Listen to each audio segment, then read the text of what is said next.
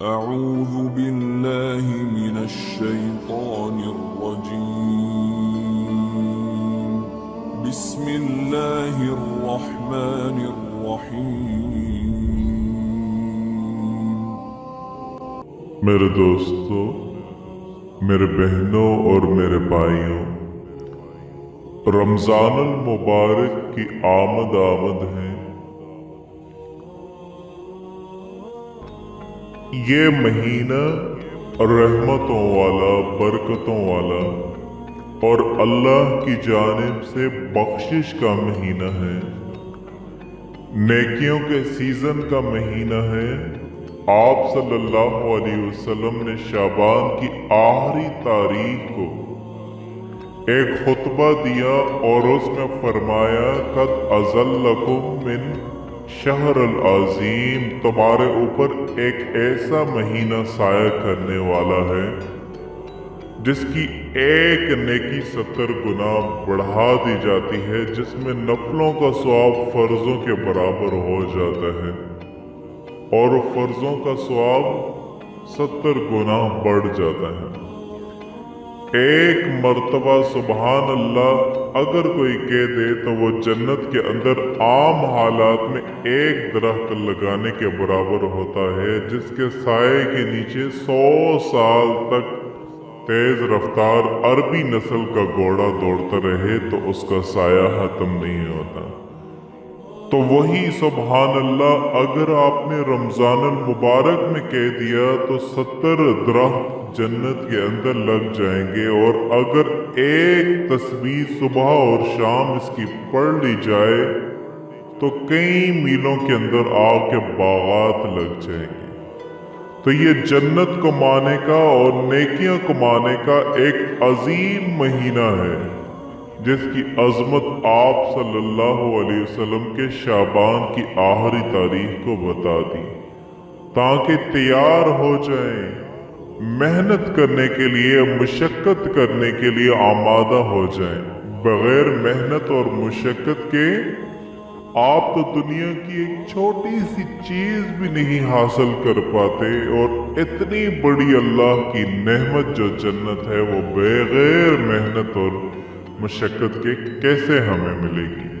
تو یہ جو جنت ہے یہ ہمیں دنیا کے اندر بیٹھ کے تیار کرنی ہے، ایک ایک دفعہ سبحان اللہ، الحمدللہ، اللہ اکبر کہتے جائیں گے، آپ کی جنت تیار ہو جائے گی۔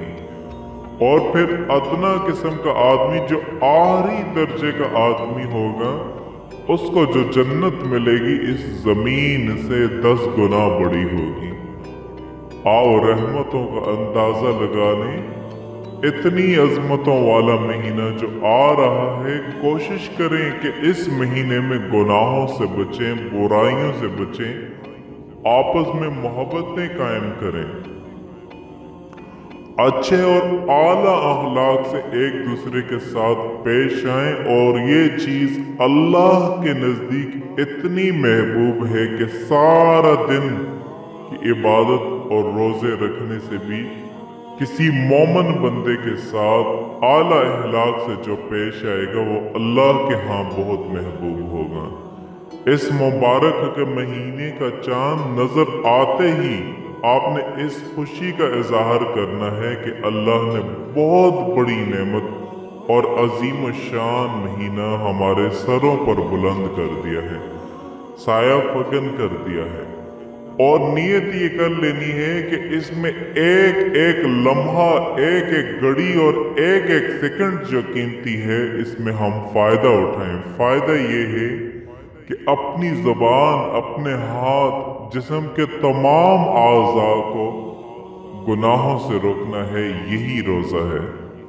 اور اس کے ساتھ ساتھ اس مہینے کا چاند نظر آتے ہی آپ نے اللہ سے یہ دعا مانگنی ہے کہ یا اللہ اس مہینے کی جتنی برکتیں ہیں، جتنی رحمتیں ہیں، وہ ہمیں نصیب فرما۔ اور کوشش یہ کرنی ہے کہ مغرب کی نماز باجماعت ادا ہو۔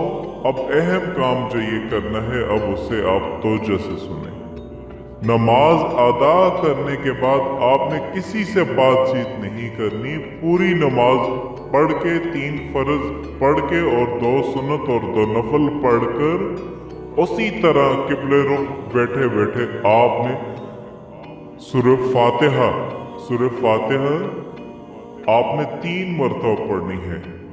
3 मरतबा आपने शुरू में और 3 मरतबा आखिर में आपने दुरूद इब्राहिमी पढ़नी है। बस गिरगिरा कर आजिज़ी के साथ अल्लाह से दुआ मांगनी है, अपने रिज़्क़ के लिए, बुराइयों से बचने के लिए, अपने माँ बाप के लिए, औलाद के लिए, मुल्क की अजमत और मुल्क की सालमियत के लिए। हदीस में आया है जो 3 मरतबा जन्नत तलब करता है, जन्नत खुद कहती है या अल्लाह तू उसको जन्नत में दाखिल फरमा। और 3 मरतबा जो जहन्नम से पनाह मांगता है, जहन्नम खुद पुकार के कहती है या अल्लाह तू उसकी जहन्नम से हिफाजत फरमा। दुआ मांगने के बाद इस वजीफे का जो असल मकसद और असल काम है वो रिज़्क़ की खैर और बरकत के लिए है। तो आपने दुआ के अंदर रिज़्क़ की खैर और बरकत भी जरूर मांगनी है। अल्लाह कहते हैं तुम मांगो सही, तुम्हारे मांगने में देर हो सकती है, मेरे देने में कभी देर नहीं हो सकती। आपने सूरह फातिहा 3 मरतबा पढ़नी है, अव्वल आखिर 3 मरतबा दुरूद इब्राहिमी के साथ। उस पढ़ने के दौरान भी आपने यही तसव्वुर और यही हाजत रखनी है, या अल्लाह तुम मुझे हलाल, पाकीज़ा और वाफर मकदार में रिज़्क़ अता फरमा। इस तसव्वुर के साथ आप पढ़ेंगे और दुआ मांगेंगे तो आप फिर देख लें आपके पास दौलत की रेल पेल हलाल और पाकीज़ा तरीके से ऐसी होगी कि आप जितना भी उसे खर्च करेंगे वो ख़त्म नहीं होगी। लेकिन शर्त यह है कि उसे नेक कामों में, हलाल कामों में, जायज़ कामों में और अपनी औलाद, रिश्तेदार और दोस्त अहबाब के ऊपर खर्च करना है। नाजायज़ कामों में खर्च नहीं करना। सारी उम्र आपके लिए दौलत कभी कम नहीं होगी। ये वजीफा आपके लिए उम्र भर के लिए काफ़ी है।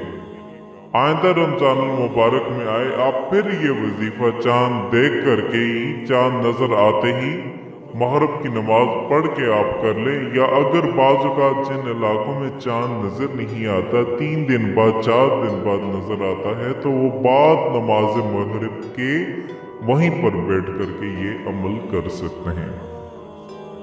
अल्लाह ने आपको जिंदगी दी है, हर साल ये करते रहें। रिज़्क़ की तंगी की शिकायत कभी भी आप नहीं कर पाएंगे। अल्लाह रब्बुल इज़्ज़त मुझे और तमाम बहन भाइयों को इस बरकत वाले वजीफे पर अमल करने की तौफीक अता फरमाए।